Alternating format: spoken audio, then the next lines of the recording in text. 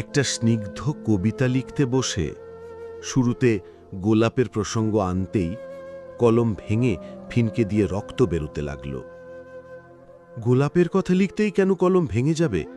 কলমের ভেতর কোথা থেকে এলো রক্ত আমি জানি না। একটা সাপ্নিক গল্প লিখতে চেয়েছি। নির্জন মধ্য দুপুর, একটা একলা পুকুর ঘাট, পাকা কাঁঠালের গন্ধে চারপাশ মু মু করবে। একটা কোকিল এক সুরে গেয়ে যাবে গান। লেখা শেষ করে চোখ বুলাতে গিয়ে দেখি খাতা জুড়ে ছড়িয়ে আছে একটা গ্রামের গল্প, যেখানে দাউ দাউ করে জ্বলছে আগুন। কান্না, আহাজারি আর হাহাকার ছাড়া গল্পে আর কোনো দৃশ্যকল্প নেই। ভাবনার নির্জন মধ্য দুপুর, একটা একলা পুকুর ঘাট, পাকা কাঁঠালের মো মো গন্ধ, দিনমান গেয়ে যাওয়া কোকিলের গান। কিভাবে যে আগুন হয়ে গেল আমি জানি না। একটুকরো শান্তির জন্য আমি হেঁটেছি পৃথিবীর প্রান্তরে প্রান্তরে।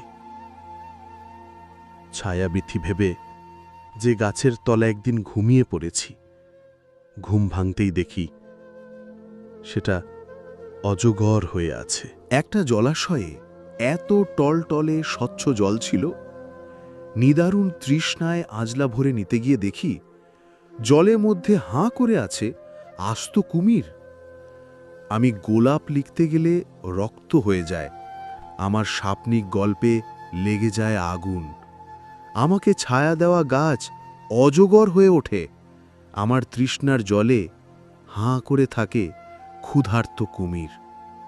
তারপর আমি বুঝেছি, পৃথিবীতে কোনো স্নিগ্ধ কবিতা নেই, কোনো সাপ্নিক গল্প নেই, কোনো ছায়া নেই, তৃষ্ণার জল নেই।